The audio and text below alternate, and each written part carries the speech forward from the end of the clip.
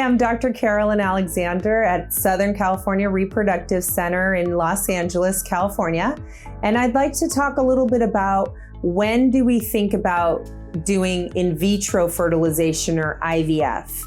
And in our population here, when we're talking to patients, we really try to understand how long they've been trying to get pregnant. Are they thinking about protecting their fertility for their future? How many kids are they hoping and dreaming to have in their family building process?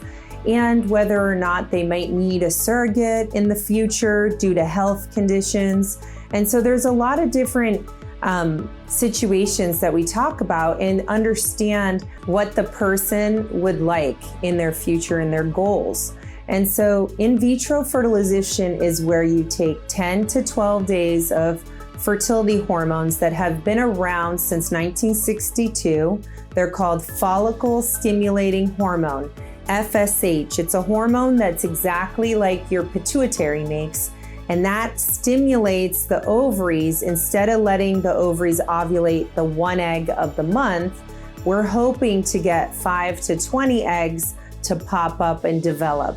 Those eggs would have vanished that month anyway. And so we're not stealing next month's eggs from you. We're just saving those eggs that were very precious to us. And we want to get the best quality and quantity eggs through the stimulation without overdoing the medications, but being as natural as we can be, but also encouraging as many eggs that month that you're blessed with to get. And then there's a 20-minute procedure through the vagina under light sedation called the egg retrieval. It's an important day. It's the day that we're able to carefully get the eggs out. They're smaller than the grain of salt.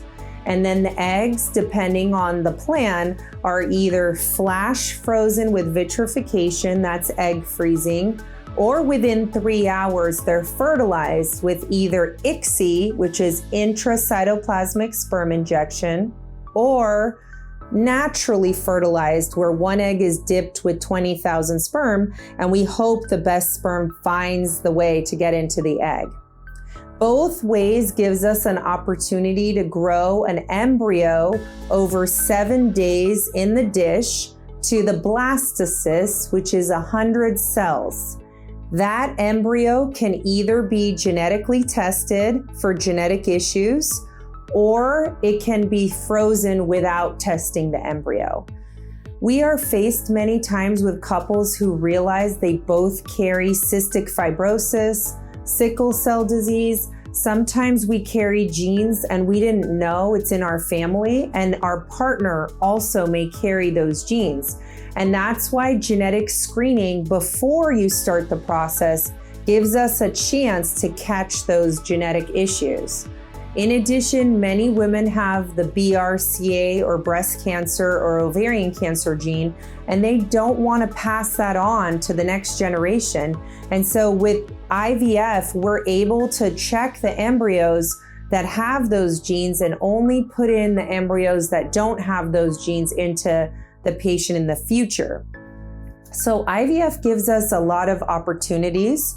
In addition, many of my patients are starting family building later in life, like I did, and they want to save embryos for baby number 2 or 3. And so that gives them a chance to enjoy the baby for that first year and not feel hard pressure to come in and get IVF again to get more embryos to freeze for the future. So it does give a lot of options to patients. And at SCRC, our team is very caring. Our embryology team works really hard to get the best success for every patient. And we're here for you if you'd like to come in for a consultation.